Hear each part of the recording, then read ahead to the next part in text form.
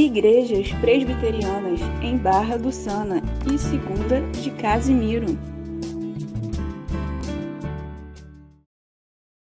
Atos dos Apóstolos, capítulo 21, dos versos de 1 a 14, diz assim a palavra de Deus. Depois de nos apartarmos, fizemo-nos à vela e, correndo em direitura, chegamos a Cós. No dia seguinte a Rhodes e dali a Pátara. Achando um navio que ia para a Fenícia, embarcamos nele, seguindo viagem. Quando Chipre, a ilha de Chipre, já estava à vista, deixando-a à esquerda, navegamos para a Síria e chegamos a Tiro, pois o navio devia ser descarregado ali, em Tiro. Encontrando os discípulos, permanecemos lá durante 7 dias, e eles, movidos pelo Espírito, recomendavam a Paulo que não fosse a Jerusalém. Passados aqueles dias, tendo-nos retirado, prosseguimos viagem, acompanhados por todos, cada um com a sua mulher e filhos, até fora da cidade. Ajoelhados na praia, oramos, e despedindo-nos uns dos outros, então embarcamos, e eles voltaram para casa. Quanto a nós, concluindo a viagem de Tiro, chegamos a Ptolemaida, onde saudamos os irmãos, passando um dia com eles. No dia seguinte partimos e fomos para Cesareia, e entrando na casa de Filipe, o evangelista, que era um dos sete aqui é um dos 7 diáconos eleitos pela igreja primitiva, que nós já vimos isso no capítulo 6 de Atos dos Apóstolos. Então, entrando na casa de Filipe, ficamos com ele. Tinha este 4 filhas donzelas que profetizavam. Verso 10. Demorando-nos ali alguns dias, desceu da Judeia um profeta chamado Ágabo. Este profeta Ágabo é o mesmo profeta que também encontrou-se com Paulo no capítulo 11, que nós estudamos aqui, se eu não me engano, no mês de agosto. Se você procurar no meu canal no YouTube, onde essa série de pregações está toda lá, se eu não me engano, é a pregação de número 50. Hoje nós estamos na de 72. Porque lá nós falamos um pouco mais sobre Ágabo lá. Aqui a gente não vai falar, porque nós, como disse, já falamos no sermão de número 50 desse livro de Atos. Então, desceu da Judeia um profeta chamado Ágabo, e vindo ter conosco, tomando o cinto de Paulo, ligando com ele os próprios pés e mãos, declarou: isto diz o Espírito Santo, assim os judeus em Jerusalém farão ao dono deste cinto e o entregarão nas mãos dos gentios. Quando ouvimos estas palavras, tanto nós como os daquele lugar, rogamos a Paulo que não subisse a Jerusalém. Então ele respondeu: que fazeis chorando e quebrantando meu coração? Pois estou pronto não só para ser preso, mas até para morrer em Jerusalém pelo nome do Senhor Jesus. Verso 14. Como, porém, não o persuadimos, conformados, dissemos: faça-se a vontade do Senhor. Amém. Graças a Deus por esta palavra. Queridos, esse capítulo 21 aqui de Atos dos Apóstolos, Lucas começa aqui a sua narrativa nos 3 primeiros versos, com riqueza de detalhes, nos trazendo passo a passo essa viagem de Paulo, que estava aí findando a sua 3ª viagem, retornando para Jerusalém. Você deve se lembrar, nós falamos isso na reflexão do domingo, você deve se lembrar que Paulo estava com pressa, porque ele queria chegar a Jerusalém a tempo da festa de Pentecostes. Talvez isso aqui, nesses 3 primeiros versos, talvez a gente encontre aqui um pouquinho dessa pressa de Paulo, quando, por exemplo, nós vemos ali no verso 2, achando um navio que ia para a Fenícia, ou seja, eles estavam ali correndo à procura de algum transporte de algum navio que pudesse o levar para que ele chegasse a tempo da festa de Pentecostes. E aí você deve se lembrar também, como pano de fundo para esta nossa reflexão, que a partir do momento em que Paulo anuncia, e fez isso no final, aí na parte final do capítulo 20, ele anuncia aos seus discípulos que ele estava retornando para Jerusalém, findando a sua terceira viagem, ele anunciou a todos eles, aos seus companheiros de viagens e aos discípulos, aos presbíteros de Éfeso principalmente, que o Espírito Santo de Deus havia falado com ele, dizendo o seguinte: olha, Paulo, você está indo para Jerusalém, e chegando lá, você vai ser preso. Os judeus vão lhe prender. E nesta ideia de prisão de Paulo, obviamente que ele estava consciente de que esta prisão certamente o levaria a uma condenação à morte. Ele avisa isso lá aos presbíteros de Éfeso, nós vimos no capítulo anterior, e eles se compadecem. Há ali uma cena muito emotiva que nós vimos, e ele se despede daqueles homens. E aqui, queridos, mais uma vez, esta cena, esta situação de discípulos, companheiros de Paulo, de se entristecerem com esta notícia de que ele seria preso, mais uma vez isso é trazido à cena. Só que aqui nesses versos, a coisa muda de figura. A coisa toma uma forma estranha. Em que sentido, queridos?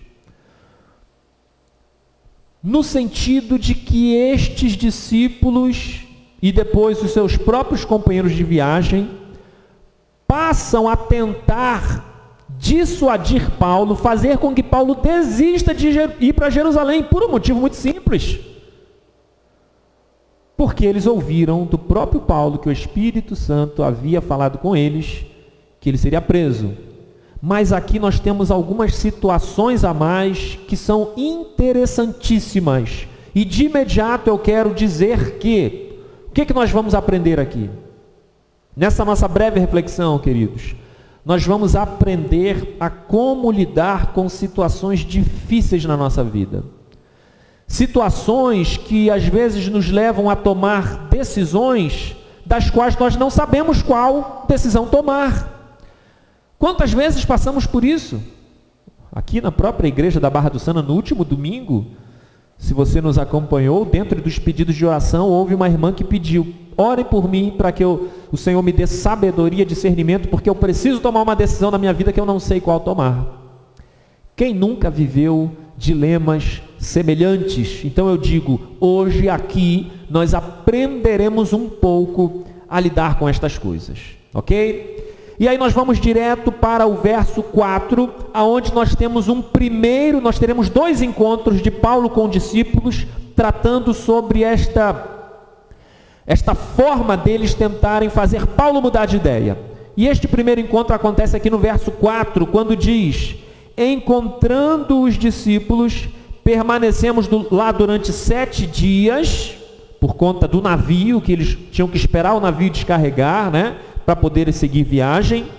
E olha a parte final do verso 4. E eles quem? Os discípulos que habitavam a cidade de Tiro, onde Paulo se encontrou com eles. E eles, movidos pelo Espírito, recomendavam a Paulo que não fosse a Jerusalém. Queridos, você entendeu o que nós temos aqui no verso 4?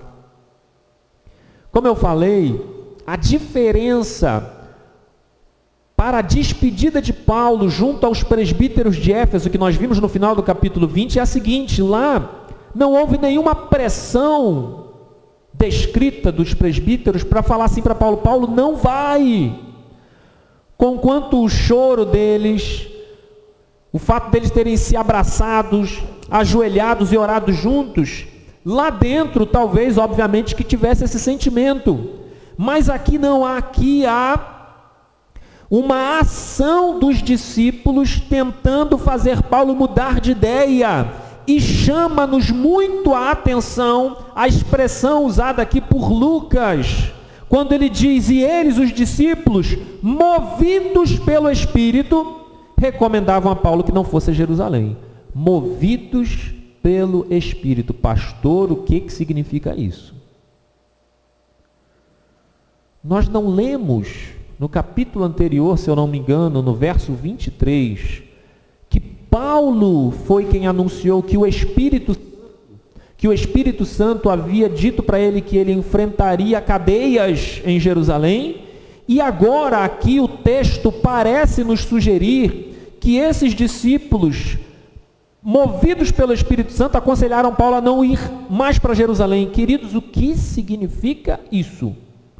Será que nós temos aqui o Espírito Santo de Deus mudando de ideia? Parece-nos, diante de um olhar simples para este verso 4, parece-nos que estamos diante de uma contradição. Contudo, queridos, nós precisamos olhar com cuidado para esse texto, porque o restante dos versículos vão nos ajudar a entender. Mas eu já vou adiantar aqui, queridos. Não é o Espírito Santo que está recomendando a Paulo para não ir para Jerusalém. A ideia aqui de que eles, movidos pelo Espírito Santo, tão somente significa que o Espírito Santo de Deus habitava no coração desses discípulos. E ao habitar no coração destes discípulos, estes discípulos, eles tinham em si mesmo dons do Espírito Santo. Como bons crentes em Cristo Jesus, eles tinham um caráter cristão. E de certa forma aqui, queridos, é aceitável que haja aqui no coração desses discípulos um sentimento, preste atenção, queridos, um sentimento de compaixão pela vida de Paulo, entendendo que ele enfrentaria cadeias, certamente seria torturado, certamente seria condenado à morte. Então este sentimento de compaixão, que é um sentimento cristão, que é um sentimento que o Espírito Santo coloca no coração de cada um de nós, ter compaixão por quem sofre. O problema, queridos, o grave problema, é que este sentimento no coração destes discípulos fez com que eles tomassem uma atitude que contraria a vontade de Deus. Porque a vontade de Deus, como o Espírito Santo tinha falado com Paulo no capítulo anterior, era que Paulo fosse para Jerusalém e enfrentasse as cadeias. Então o que nós estamos aprendendo aqui? Isso é muito sério, queridos. Primeira aplicação para a nossa vida nesse texto, muito sério. Precisamos ter cuidado para não confundirmos sentimentos nos nossos corações, sentimentos legítimos, sentimentos verdadeiros, porém que tais sentimentos, se nós dermos muita ênfase a eles, eles podem atrapalhar atitudes, decisões racionais que nós temos que ter. Esse é o ponto, queridos. Importantíssimo. Quantas vezes, meus irmãos, diante de decisões que tínhamos que tomar, aonde por vezes nós tomamos consciência de que esta era a atitude, e quando estávamos para realizar aquilo que nós tínhamos consciência de que era a decisão correta, quantas vezes sentimentos, saudade, amor, cuidado, por vezes vem e nos atrapalha nas decisões racionais que nós temos que ter. Precisamos ter muito cuidado com isso, queridos. É exatamente aquilo que nós temos aqui. A vontade do Espírito Santo fica clara para nós, a vontade de Deus era de que Paulo fosse para Jerusalém. Estes discípulos, com coração sincero, não por maldade, tiveram compaixão de Paulo e resolveram tentar impedi-lo de enfrentar a tormenta que o Senhor, de certa forma, tinha reservado para ele. Precisamos ter cuidado com os nossos sentimentos, a fim de que não nos atrapalhem nas decisões que temos que tomar. Queridos, o texto aqui, em momento algum, pelo contrário até, não nos informa que o apóstolo Paulo tenha, digamos assim, pensado em voltar atrás.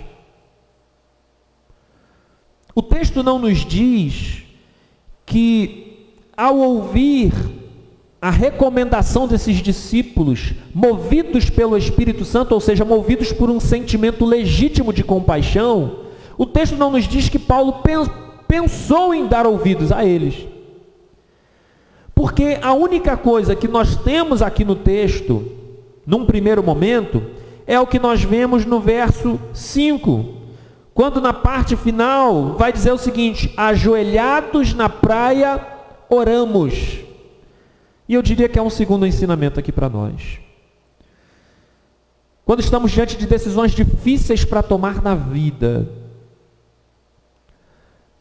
se alguma decisão está clara ou não para nós, o que não deve faltar na vida de todo bom crente: joelho no chão e oração, a fim de suplicarmos a graça de Deus, a sabedoria de Deus, a fim de que a nossa decisão venha estar em conformidade com aquilo que o Senhor deseja para as nossas vidas. Nós não podemos, queridos, procurar uma outra saída que não seja esta, que as nossas decisões estejam em conformidade com a vontade de Deus. Pastor, eu não sei que decisão tomar na minha vida.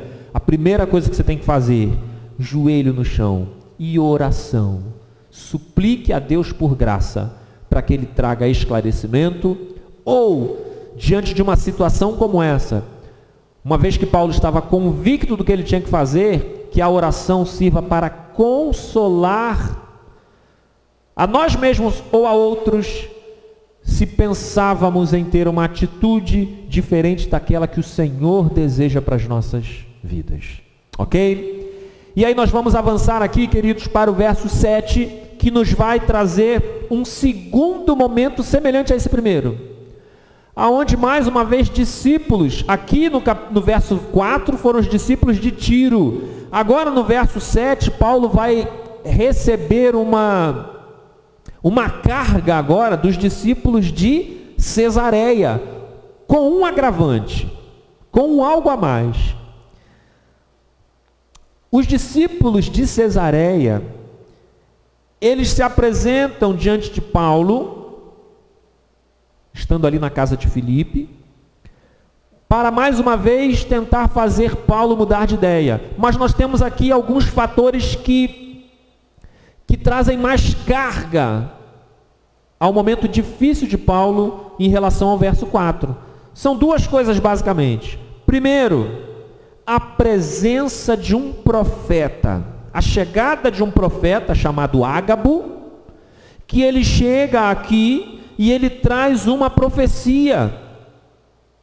Está lá no verso 11, e vindo ter conosco, ele tomou o cinto de Paulo, e esse tipo de profecia era muito comum no Antigo Testamento, onde a profecia ela não era apenas falada, mas ela era dramatizada. Então o que esse profeta faz na frente de todos? Ele pega o cinto de Paulo, ele amarra, nós não sabemos nem como ele faz isso, mas o fato é que ele amarra mãos e pés com o cinto de Paulo, e aí ele diz: isto diz o Espírito Santo. Esta declaração dele aqui é semelhante àquilo que nós conhecemos no Antigo Testamento. Assim diz o Senhor. Ele está aqui falando em nome de Deus, esse profeta. E qual é a profecia que ele apresenta para Paulo diante de todos os discípulos, agora já em Cesareia?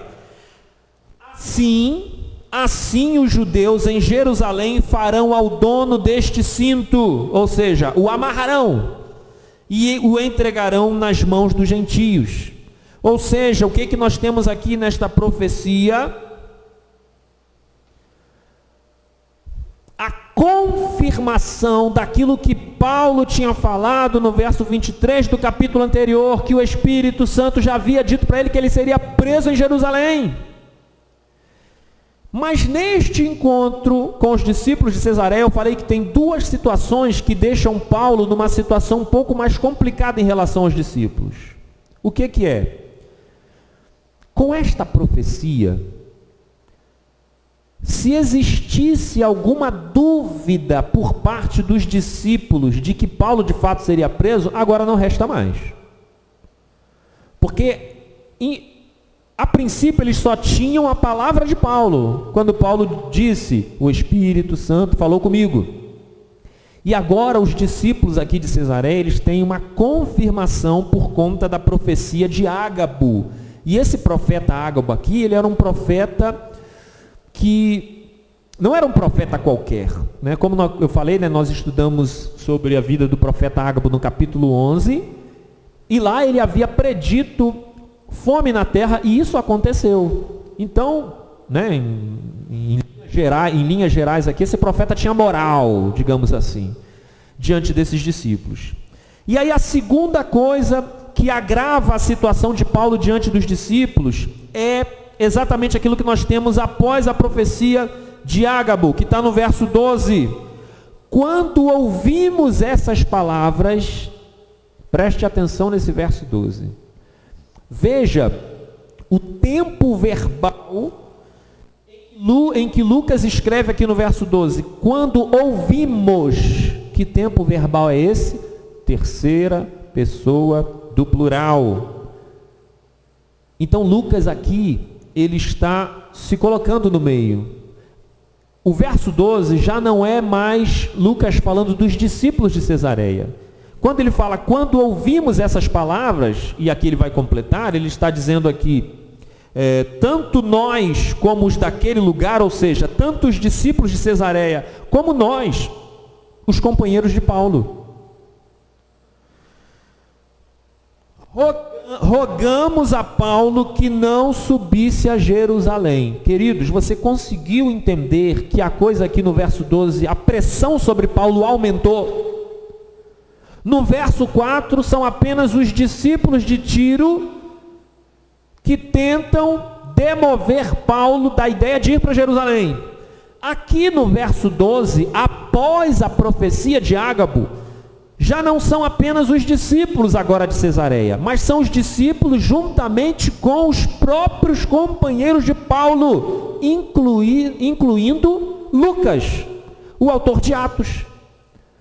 Então veja que agora aumentou a pressão, agora é todo mundo dizendo para Paulo, não suba para Jerusalém. Queridos,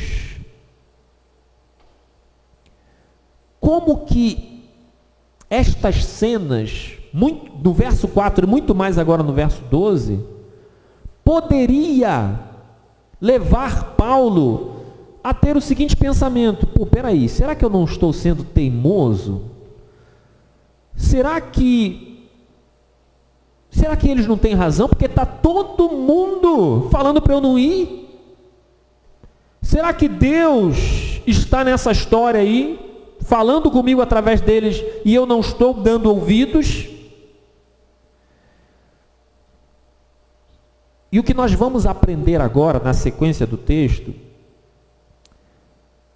é algo que vai nos acrescentar aquele ensino que nós falamos do verso 4, quando dissemos que nós não podemos permitir que sentimentos sadios, sentimentos legítimos, sentimentos cristãos, não nos levem a deixar de tomarmos decisões racionais pela boa vontade de Deus.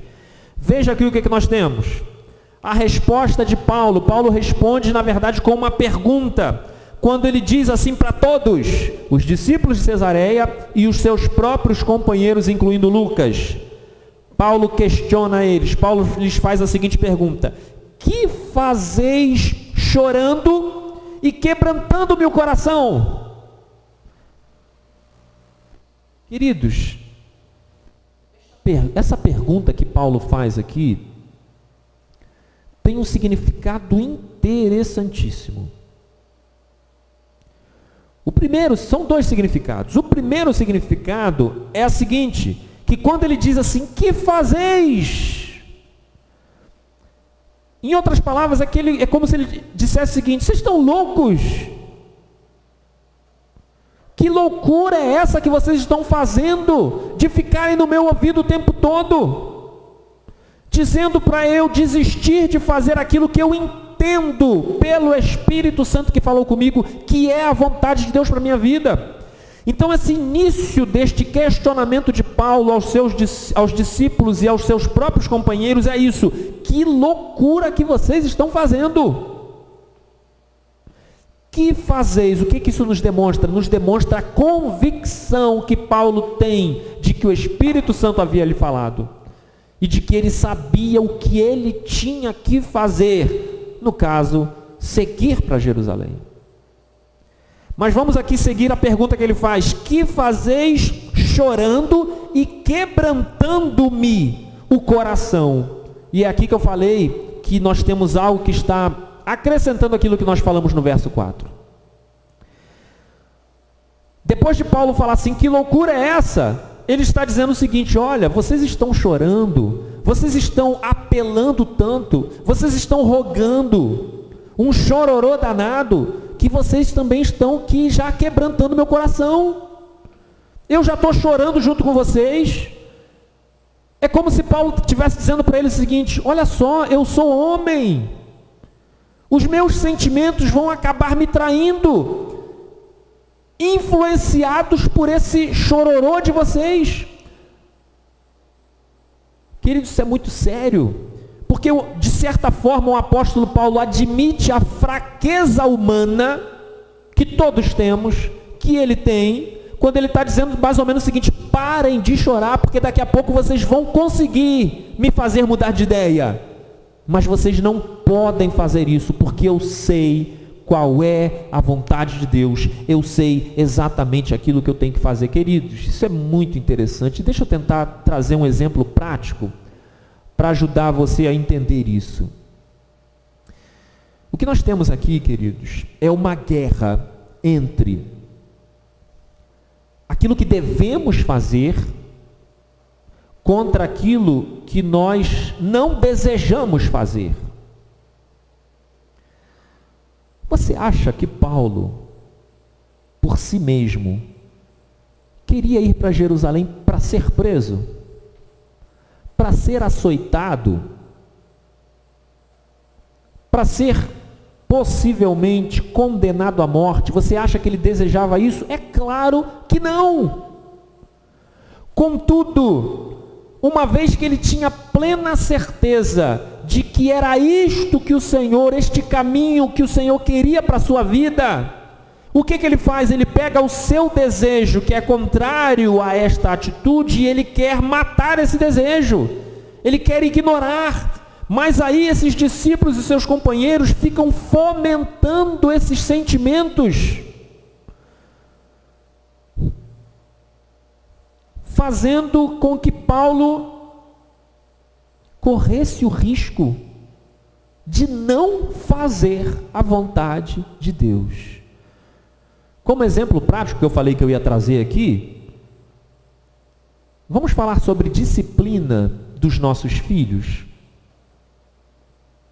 principalmente dos nossos filhos menores. Vou aqui dar um exemplo, aqueles filhos que nessa geração não sai do celular, fica na internet, nas redes sociais 24 horas, e aí, como pais, a gente olha para isso e vemos que isso não é sadio, que precisamos delimitar, reservar um horário. E aí, um pai, uma mãe, que quer trazer uma boa disciplina a estes filhos, chega para o filho e fala o seguinte, pega o celular dele, toma, olha, me dá aqui, vai ficar comigo, e eu vou te liberar o celular para você ficar nas redes sociais da hora tal a hora tal. O que vai acontecer com essa criança pequena, com esse filho? Ele vai chorar, vai mostrar uma dor terrível, E o pai e a mãe que tem um coração de manteiga, por vezes acaba se deixando levar pelo sentimento de compaixão pelo próprio filho, de amor pelo próprio filho, e vai desistir da disciplina, e vai desistir de fazer o que é correto. Conseguiu entender o que nós temos aqui? O choro dos discípulos, o rogo dos discípulos e ainda dos companheiros de Paulo, tentando fazê-lo não ir a Jerusalém, poderia quebrantar o coração fraco de Paulo, como de qualquer ser humano. Mas Paulo, pela graça do bom Deus, em obediência ao Espírito Santo de Deus, que estava ali encaminhando para isso,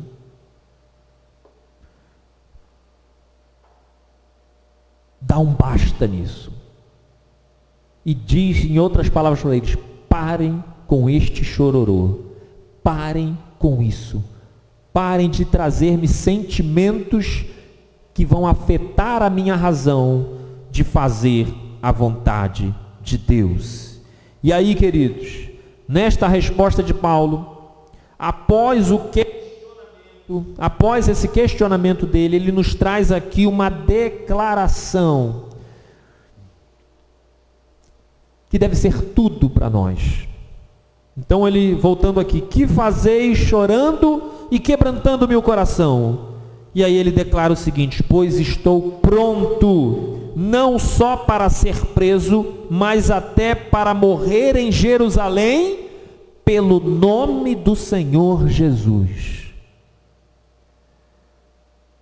Queridos, isso é maravilhoso.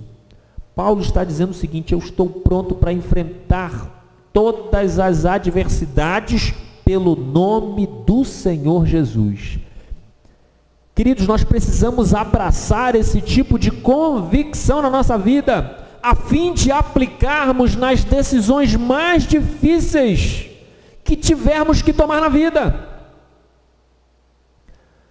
Mesmo que dentro de uma decisão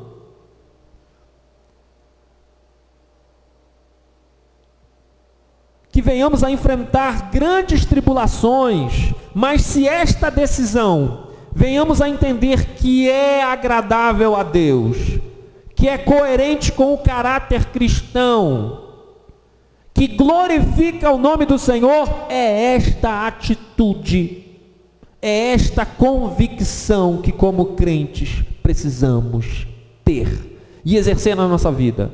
Porque o bom crente, ele não vive a tomar decisões mediante as circunstâncias da vida, mas o bom crente, ele vive a tomar decisões, por mais difíceis que sejam, mediante a vontade de Deus, mediante ao nome do Senhor Jesus ser glorificado. É assim que nós devemos nos colocar. É assim que nós devemos viver os nossos dias. E aí, queridos, diante desta dura resposta de Paulo aos discípulos de Cesareia e aos seus próprios companheiros, e diante desta apresentação de sua convicção de não voltar atrás mediante qualquer tipo de circunstância para se fazer a vontade de Deus, para cumprir com os propósitos de Deus, o verso 14 nos traz os discípulos e os amigos, os companheiros de Paulo, conformando-se com a sua decisão. Quando nós lemos, como porém não o persuadimos, ou seja, nós não conseguimos fazê-lo mudar de ideia, conformados, dissemos, faça-se a vontade do Senhor. Eu só quero esclarecer o seguinte, queridos, essa parte final, faça-se a vontade do Senhor, aparentemente sugere que os discípulos de Cesareia e os companheiros de Paulo tivessem entendido que era esta a vontade do Senhor para Paulo. Não é isso, queridos. Primeiro que o termo aqui conformados, né, mediante a tradução do grego, no original essa expressão significa ficar em silêncio. Ou seja, a ideia que nós temos aqui no texto é exatamente como eles disseram aqui no início: como porém não persuadimos, nós nos calamos. É como se eles dissessem o seguinte: chega, não tem jeito não, ele é muito teimoso, ele não vai voltar atrás, que faça-se a vontade do Senhor. Que diferença, queridos, que diferença, que não sejamos vistos reproduzindo a atitude destes discípulos de Cesareia, dos discípulos de Tiro do verso 4, dos próprios companheiros de Paulo, mas que sejamos vistos atentos na nossa vida para a vontade do Senhor e nos aplicarmos a ela, mesmo que as circunstâncias possam ser as mais difíceis, mas que a gente não venha abrir mão de fazer a vontade de Deus e de que o nome do Senhor Jesus venha a ser glorificado. Que Deus nos abençoe, queridos. Igrejas Presbiterianas em Barra do Sana e Segunda de Casimiro.